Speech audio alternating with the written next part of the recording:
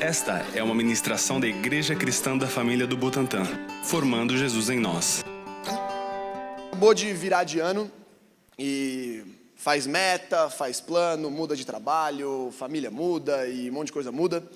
E teve uma palavra que Deus começou a colocar no final de dezembro, e essa palavra mexeu muito comigo, e eu comecei a mudar o jeito que eu levava o meu dia. E eu conversei com o Paulo e com o Dani, eu falei, cara, eu creio que essa é uma palavra para começar o ano, porque eu vou ser muito honesto com vocês, eu tenho vivido os meus últimos 19 melhores dias da minha vida por uma única coisa. Todas as manhãs, antes de pegar no celular, antes de fazer qualquer coisa, eu pego a minha Bíblia, eu ligo um som alto às vezes para o terror da minha mãe, e eu tenho um momento para encontrar Deus, e eu gasto pelo menos algumas horas ali. E isso tem mudado o dia inteiro. E eu quero explorar um pouco disso numa cosmovisão bíblica. Eu acho que eu estou muito à frente, porque está dando microfonia. Onde na palavra a gente pode encontrar as revelações que falam pra gente. E realmente o entendimento que cria em nós. De que buscar Deus pela manhã não é simplesmente uma questão de eu vou ter um dia bom. Mas é uma questão de sobrevivência. Então fala comigo. Buscar Deus é uma questão de sobrevivência. Agora eu quero que a gente vá aqui em Levíticos capítulo 6, versículo 8, se puder colocar para todo mundo acompanhar. Essa passagem até o 13, ela expõe o processo do sacerdote de lidar todas as manhãs com as ofertas de paz. Eu quero que a gente leia com atenção essa passagem. Vamos lá, eu vou ler no telão para ficar mais fácil. Obrigado, Prado, estava muito vazio. Vamos lá. O Senhor disse a Moisés: dê este mandamento a Arão e seus filhos, a regulamentação acerca do holocausto. Ele terá que ficar queimando até de manhã sobre as brasas do altar, onde o fogo terá que ser mantido aceso. O sacerdote vestirá suas roupas de linho e os calções de linho por baixo. Retirará as cinzas do holocausto que o fogo consumiu no altar e as colocará ao lado do altar. Depois trocará de roupa e levará as cinzas para fora do acampamento, a um lugar cerimonialmente puro. Mantenham-se aceso o fogo no altar, não deve ser apagado. Toda manhã o sacerdote acrescentará lenha, arrumará o holocausto sobre o fogo e queimará sobre ele a gordura das ofertas de comunhão. Versículo 13. Mantenha-se o fogo continuamente aceso no altar, não deve ser apagado. Feche seus olhos, vamos orar. Espírito Santo, rompe a nossa mentalidade hoje, que nós possamos ter a mente de Cristo aqui. Espírito Santo, vem com metanoia sobre nós, para que nós possamos entender mais profundamente o coração do Pai. Que nós possamos ser solo fértil para a sua palavra, e nós possamos ser transformados na estatura de Jesus hoje. Todos os nossos bloqueios limitantes que a gente tem como seres humanos, que o seu Espírito sobrenaturalmente rompa isso. Em nome de Jesus. Amém. Foi muito interessante porque na intercessão vieram conversar algumas palavras que tinham, e metade das palavras eram sobre bloqueio. Eram literalmente palavras que falavam sobre bloqueios de fé, de atitude, e que o Espírito Santo queria romper aqui hoje. E nenhuma dessas palavras fui eu que dei, então eu acho que é mais espiritual ainda, porque ninguém sabia o que eu ia pregar. Mas eu creio que Jesus, ele quer mudar um pouco o jeito que a gente leva o nosso dia, o nosso relacionamento com Ele. E nisso, dentro dessa palavra, eu quero que você olhe com carinho para esse versículo, para a gente entender 4 pontos chaves desse processo e como eles influenciam a nossa vida. O primeiro deles, no versículo 10, Levíticos capítulo 6, versículo 10.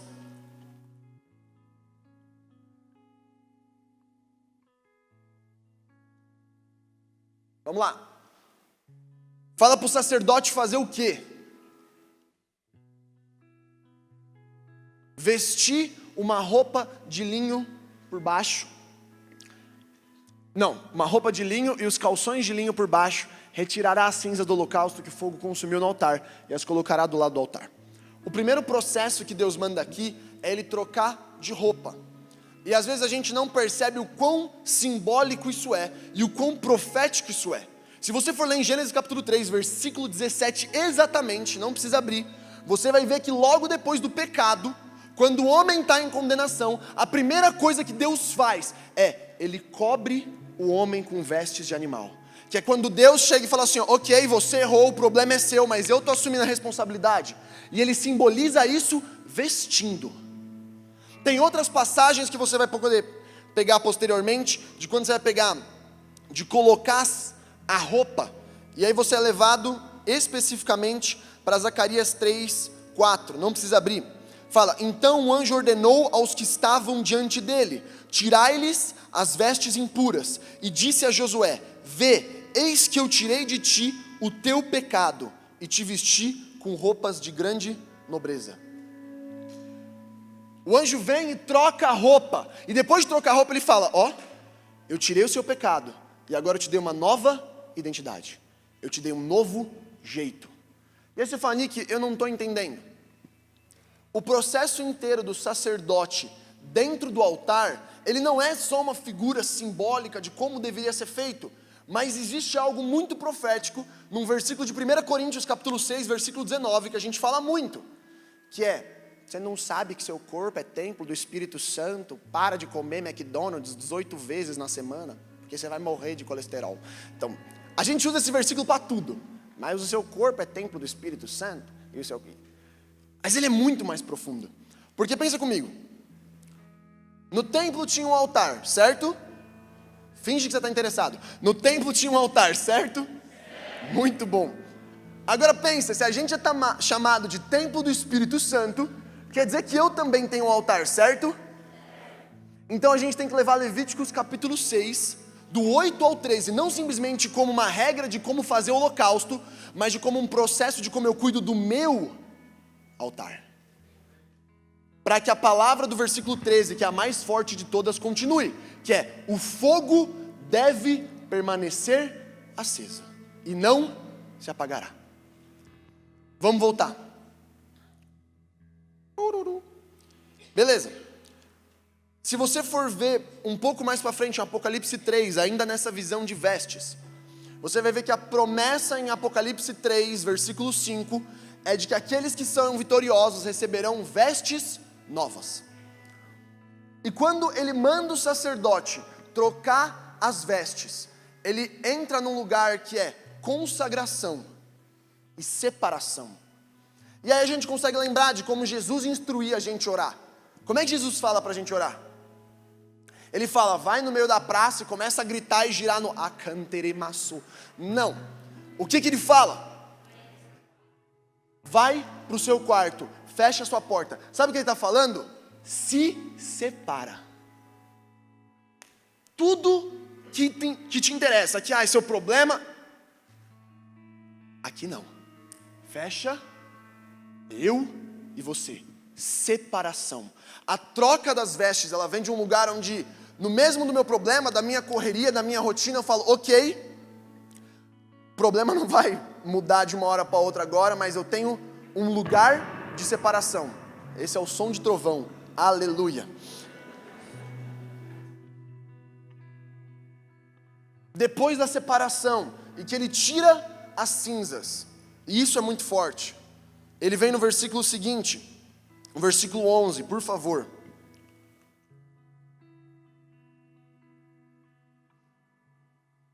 Depois trocará de roupa e levará as cinzas para fora do acampamento, a um lugar cerimonialmente puro. O que está sendo mandado aqui? O altar queimou. Sabe o que você faz? Troca a cinza. Nick, como assim troca a cinza? Como é que eu posso explicar isso?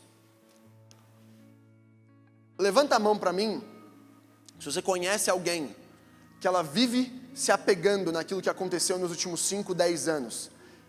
Levanta sua mão alto. Você conversa com ela só consegue falar disso. Do que ela já fez, do que ela já viveu, das experiências que ela teve com Deus. Chega algum jovem e fala, nossa, nós oramos por alguém, a pessoa foi curada. Aí ele fala, mas na minha época a gente subia no monte. E o monte pegava fogo inteiro.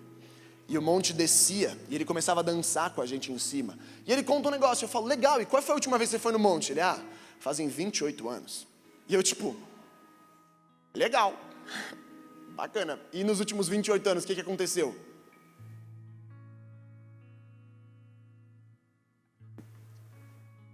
É nada. Sabe por quê? Queimando cinza.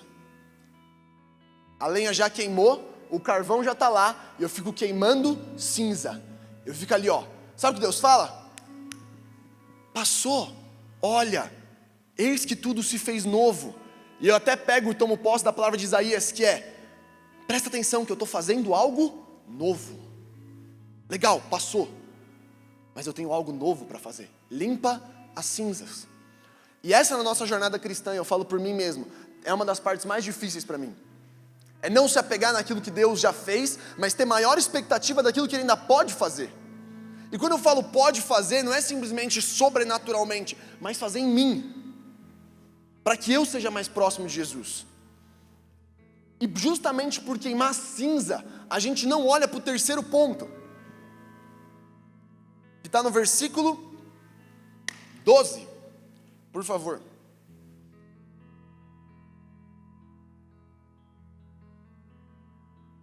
Mantenha-se aceso o fogo no altar, não deve ser apagado. Toda manhã o sacerdote acrescentará lenha.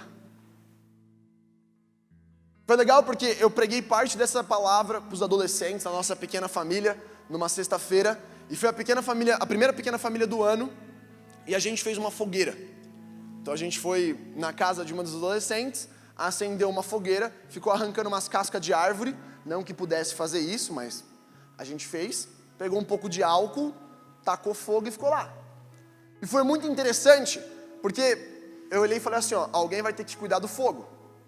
E boa parte deles não entendeu. Eu falei, mano, você quer deixar aceso, vai ter que cuidar do fogo. Aí ficou um deles lá. Aí ele percebeu que não tinha tempo de buscar a madeira, e de colocar a madeira para ela queimar, e de mexer para ela continuar queimando. Aí ele já chamou outro.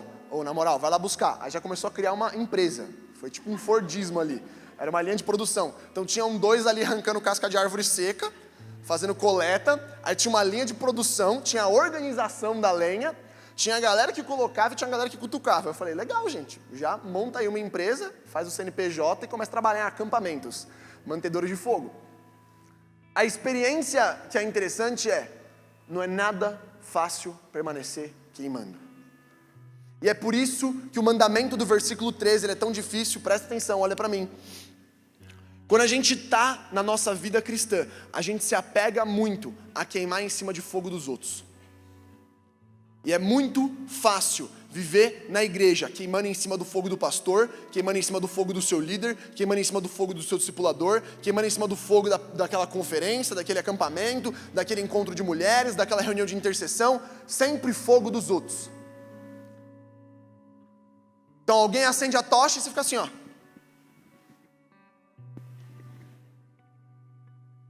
Sabe o que Jesus está falando? Vem cá, vem cá.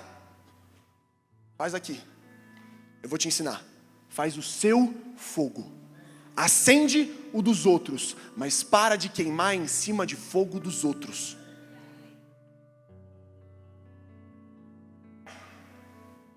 Sabe como coloca a lenha?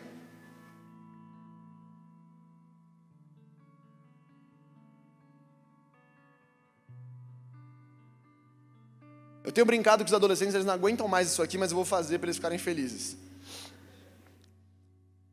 Vocês vão gostar dessa pergunta, vamos lá.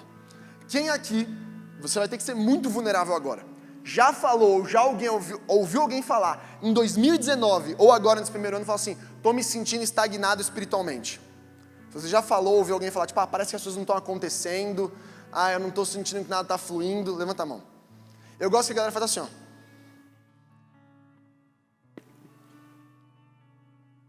Mas parece que nada anda, parece que bom que está fechado. E um jovem veio falar comigo, ele é de outra igreja, e ele chegou e ele começou a entrar em crise, com seus 17 anos, ele falou, Nick, mano, eu não consigo levar minha escola para Jesus, e cara, eu estou ministrando, e quando eu ministro parece que o Espírito Santo não vem, e ele ficou lá, todas as mágoas dele, como um bom jovem de 17 anos, que não tem boleto para pagar, ficou lá, falando, mano, parece que nada acontece, e tal. A primeira pergunta que eu fiz para ele Na última semana, quantos dias você teve momento com tempo com Deus, de leitura da palavra e oração? Ele olhou para mim e ele... mano. 2. Aí eu falei, tá bom, peraí. O que você está me falando é que você quer ser bodybuilder. Se você não sabe o que é bodybuilder, é aquela galera que passa óleo no corpo e fica fazendo umas poses, e fica comendo, fazendo dieta com bastante... É a galera que trabalha o corpo. Você está falando para mim que você quer competir no nacional de bodybuilding, só que você não treina. Peraí, você quer ser campeão nacional e você não treina todo dia? Eu não estou entendendo. Aí eu brinquei para ele e falei, você está fazendo dieta? Aí ele, não, mano, estou fora da academia. Eu, não, amor. Eu perguntei, você está jejuando? Aí ele, mano, faz 2 meses que eu jejuo. Não, peraí, deixa eu ver se eu estou entendendo isso aqui. Você não treina, você não faz dieta e você quer competir?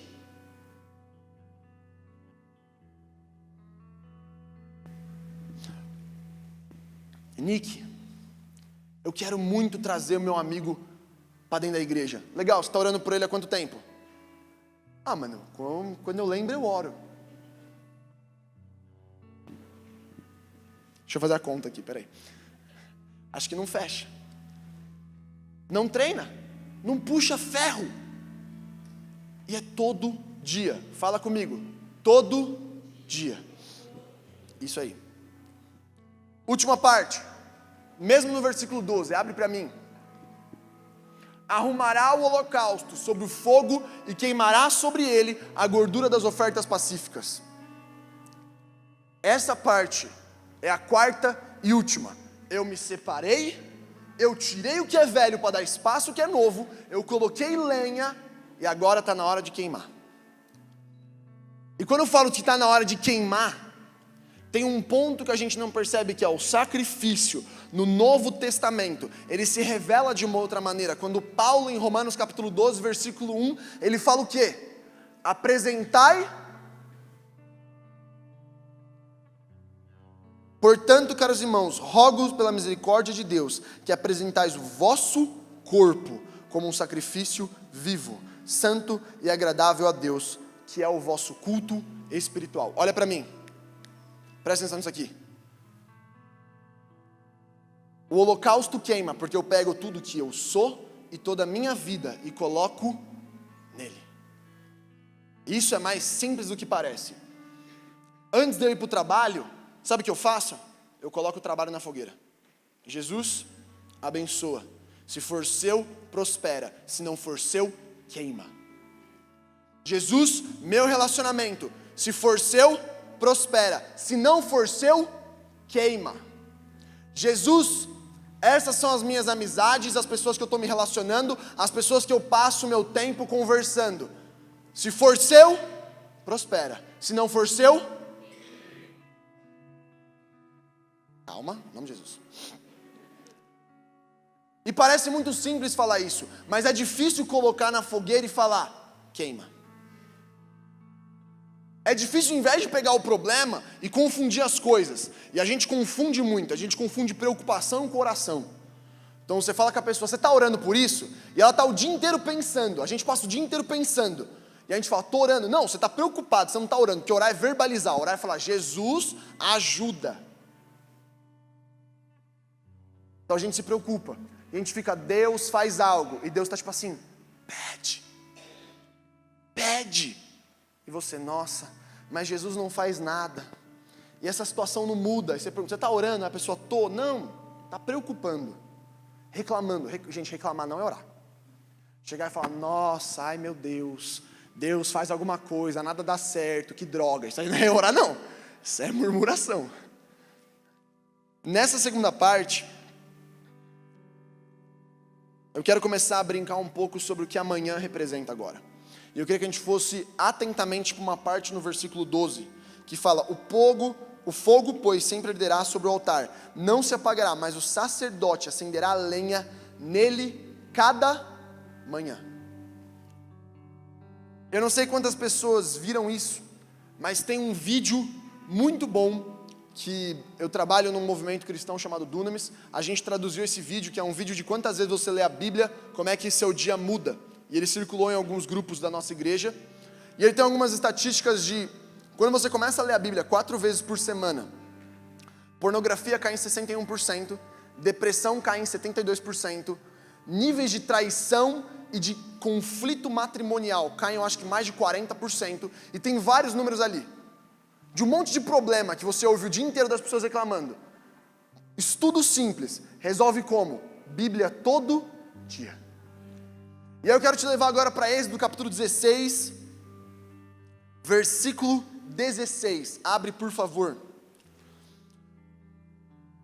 E a gente fala muito, Deus me dá fome e me dá sede, e eu quero mostrar duas parábolas diretas para essa nossa fome e nossa sede, através da palavra. E a gente tem aqui, Êxodo 16, 16. Assim ordenou o Senhor, cada chefe de família recolha quanto precisar, um jarro para cada pessoa da sua tenda. Os israelitas fizeram como lhes fora dito, alguns recolheram mais, outros menos. Quando mediram com o jarro, quem tinha recolhido muito não teve demais, e não faltou ao quem tinha recolhido pouco. Cada um recolheu quanto precisava. Ninguém deve guardar nada para a manhã seguinte, ordenou-lhes Moisés. Último versículo 20. Todavia, alguns deles não deram atenção a Moisés, e guardaram um pouco até a manhã seguinte, mas aquilo criou bicho e começou a cheirar mal. Por isso Moisés irou-se contra ele. O que essa passagem está falando? Sobre o quê? Maná. É o feminino do mano. Maná. Estou tentando fazer umas piadas de pastor para entrar em forma já, né? Você está entendendo? Desculpa, Paulo. Maná caía do céu e eles coletavam todos os dias, toda manhã. Você ia, pegava o jarro, colocava, e o mais louco é que Deus falava, aqueles que coletavam mais e aqueles que coletavam menos, mas quando você ia medir, todos tinham igual. Não era sobre o quanto você pegava, era só sobre o fato de você ir pegar.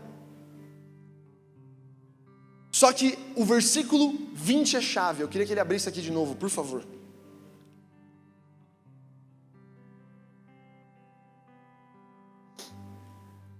Todavia, alguns deles não deram atenção a Moisés e guardaram um pouco até a manhã seguinte, mas aquilo criou bichos e começou a cheirar mal. Por isso Moisés irou-se contra eles. 21, por favor. Cada manhã todos recolhiam quanto precisavam, pois quando o sol esquentava, aquilo se derretia. O único mandamento que Moisés tinha era: não junta para a manhã seguinte. Por que não juntar para a manhã seguinte? No versículo 4 ele responde isso. Então Jeová disse a Moisés: eis que farei descer pão do céu, sairá o povo e colherá a porção de cada dia, a fim de que eu ponha a prova, para ver se anda ou não na minha lei. Colocarei a prova, para ver se anda ou não na minha lei. E dentro desse versículo, existe um negócio que Deus está falando, eu quero que o povo vá todo dia pegar, para que ele se lembre quem que está mandando. Porque quando você estoca, você esquece quem fez a plantação crescer. Então ao invés de estocar, todo dia vai buscar. Aí você fala: Nick, eu estou achando que isso é meio radical, então vem para Jeremias capítulo 2, versículo 13 comigo. Jeremias 2,13, abre aí, todo mundo tem Bíblia, se não tem a internet tem, incrível. Jeremias 2,13. O meu povo cometeu 2 crimes, eles me abandonaram, a mim, a fonte de água viva, e cavaram as suas próprias cisternas rachadas que não retêm água. Dentro da sede ele falou assim, eles largaram a fonte de água viva, e eles começaram a fazer o quê? Cisterna. E cisterna é diferente de poço, tá? Cisterna é para guardar. Cisterna não puxa água. Cisterna. Sabe para quê? Para não ter que ir Todo dia eu busco. E nessas duas passagens também tem um fundamento que se estabelece por todo Antigo e Novo, que é buscar Deus todas as manhãs. Toda manhã eu faço isso. E tem algo muito especial que é uma inversão, porque em Gênesis, quando a gente foi criado, quando é que era o momento de encontro? Quando? À tarde, quando o sol se... Porque Deus vinha, pega, isso é revelação boa.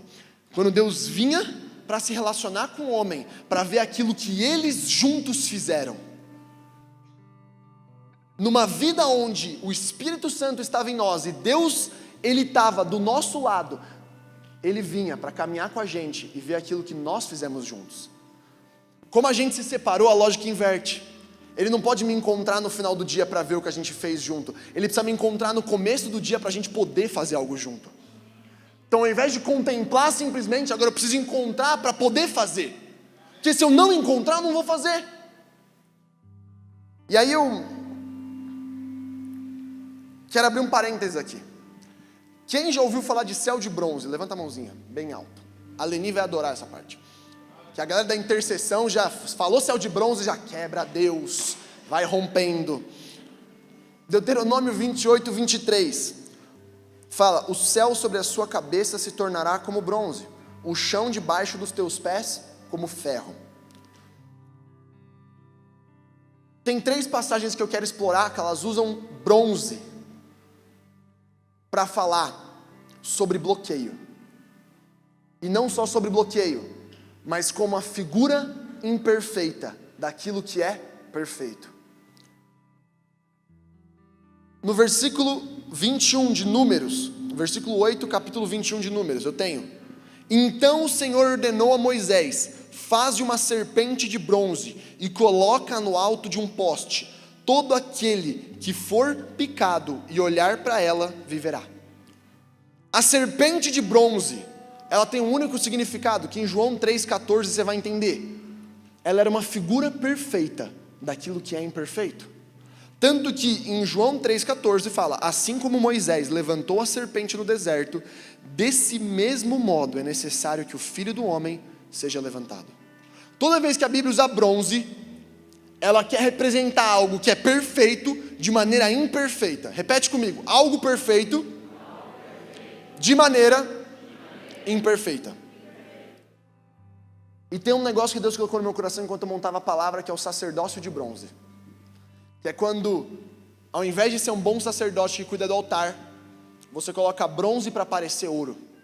E você vive de uma imagem, você vive de uma sensação, ou simplesmente de uma liturgia gospel. Então eu frequento o culto, eu vou numa pequena família, eu faço um devocional que o pastor me mandou, e eu sou um ótimo sacerdote. Não, é tudo bronze. E nisso tem uma passagem que é muito chave. Do mesmo jeito que o céu de bronze, ele significa esse bloqueio que não deixa criar céus abertos, para que o Espírito Santo possa ter acesso liberado. Do mesmo jeito que a serpente é uma figura imperfeita de Jesus que é perfeito. Tem uma passagem em 1 Reis, capítulo 14, versículo 25. Vamos lá, fica comigo. Eu sei que você está com sono, mas Jesus vai te dar energia agora, em nome de Jesus. Vamos lá. 14, 25. Não perde, vai, faltam 13 minutos. No 5º ano do reinado de Roboão, Siaque, rei do Egito, atacou Jerusalém. Levou embora todos os tesouros do templo do Senhor e do palácio real, inclusive os escudos de ouro que Salomão havia feito. Por isso o rei Roboão mandou fazer escudos de bronze para substituí-los e os entregou aos chefes da guarda da entrada do palácio real. Sempre que o rei ia ao templo do Senhor e os guardas empunhavam os escudos, em seguida os devolvia à sala da guarda. Sabe o que essa passagem está falando? Roubaram 300 escudos de ouro. Sabe o que o rei fez? Ele colocou escudos de bronze. Sabe por quê? Porque o bronze à distância parece ouro. Só que a palavra fala que quando o rei ia ao templo do Senhor, os guardas faziam o quê? Empunhavam. Só que depois que ele passava, tinha que guardar de volta, porque não pertencia ali. é a passagem mais patética possível. Porque é o rei chegando e todo mundo fingindo, mano, não percebe, ninguém pode ver, é bronze, não é ouro. Quando sair a galera vai, guarda que não precisa mais, porque precisa voltar, porque se atacarem a gente precisa dos escudos para usar. E essa passagem para mim, ela fala muito de como a gente lida com as coisas. A gente segura um escudo no culto. Começou o louvor. Quando você sair da igreja e alguém te cortar, se a primeira coisa que vem é um palavrão e não uma palavra de bênção sobre a filha dele, que está com uma doença e Deus pode curar de maneira sobrenatural, a gente tem um problema. Se a primeira coisa que acontece quando eu saio e eu recebo aquela pessoa que está me devendo, eu falo, nossa, eu vou matar ele. Onde a gente fala assim, Espírito Santo, me dá uma estratégia de provisão para eu poder abençoar essa pessoa e ela se tornar próspera, assim como o Senhor tem me tornado próspera. Sabe qual é o nome disso? Mentalidade. Sabe como é que a gente segura a impressão? Escudo de bronze. Aqui, ó.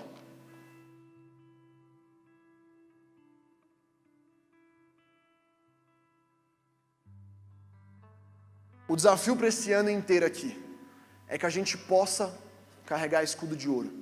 Para que o céu não seja um céu de bronze, mas seja um céu de ouro. Para que a serpente não seja uma serpente de bronze, mas seja Cristo Jesus glorificado em glória.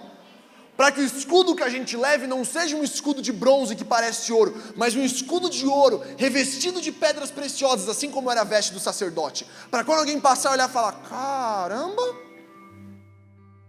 rapaz, que escudo bonito. Vocês estão comigo? Amém. Mesmo? E aí eu quero que você comece a fazer essa pergunta para você e para as pessoas ao seu redor. Será que quando a gente está tão mal, será que quando as coisas estão batendo, a nossa constância no Senhor continua? A gente continua buscando eles de dia e de noite? E eu quero te levar agora para Lamentações 3, 22 a 23, enquanto você abre, tem um versículo em Mateus 7, 20 que fala que a árvore é conhecida pelos seus frutos. A árvore é conhecida pelos seus frutos. E é fácil saber quando a pessoa tem um encontro com Deus, quando a gente está tendo encontro com Deus, ou quando a gente não está tendo encontro com Deus. Porque o fruto é quem fala. O escudo é de bronze, mas o fruto é de pedra.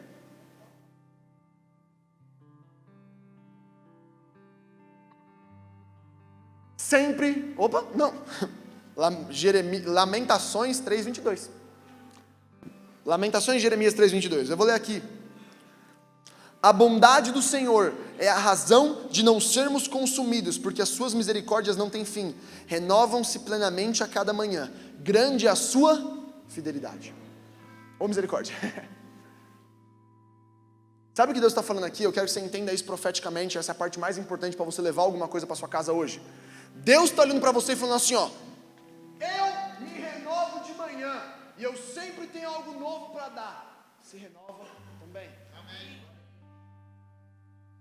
As misericórdias do Senhor se renovam. Deus tem sempre algo novo, toda manhã para entregar. E Ele está tentando ensinar para a gente uma coisa, que é, se eu tenho algo novo para dar, você tem algo novo para pegar. Receber é uma palavra muito mais cristã, vamos de novo. Se eu tenho algo novo para dar, você tem algo novo para... Muito bom. E essa, eu acho que é parte da nova aliança do convite de Jesus. Todas as manhãs, receba algo novo de Deus. Todas as manhãs, se encontre com Ele, para que Ele dê algo novo. Para dando algo novo, aí você tem algo para carregar durante o dia. Aí a gente tem algo para carregar durante o dia. A gente como cristão, cheios do Espírito Santo, tem que ter o desejo de realmente inundar os lugares que a gente passa. Como é que eu vou molhar o lugar que eu passo se eu não pego o balde de manhã para carregar água? Olha o trovão do Senhor. Como é que eu vou molhar os lugares que eu passo se eu não encho o balde de manhã? Vocês estão comigo?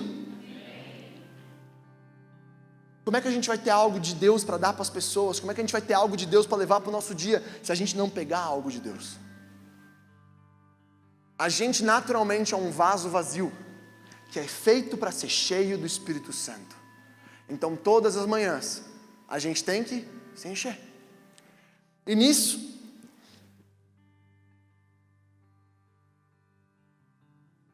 a gente volta para o processo.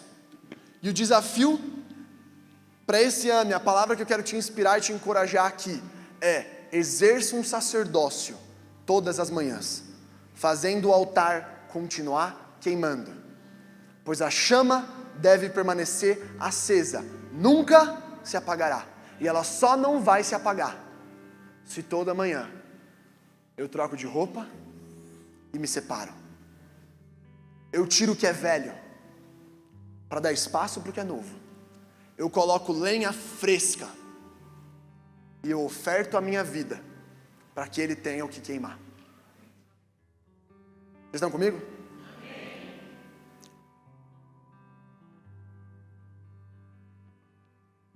Eu quero compartilhar algo do meu coração, que eu creio que também está no coração de Deus.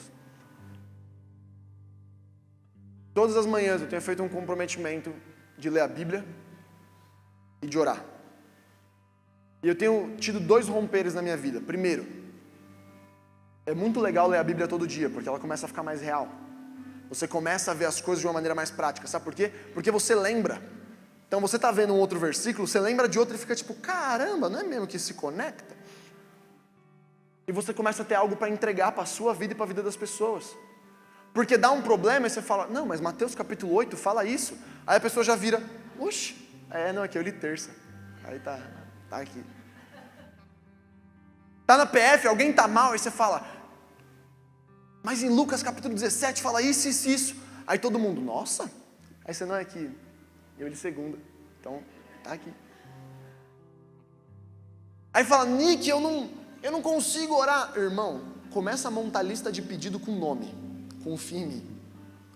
Na hora que você for orar pela liderança da igreja, você colocar nome, um por um, já começa a ficar complicado. Na hora que você for orar pela sua pequena família e orar por nome, pelos 20 e poucos que tem lá, deu 40 minutos, você está na metade. Aí você, Deus do céu, aumenta o tempo, para o sol, você já parou uma vez, para de novo.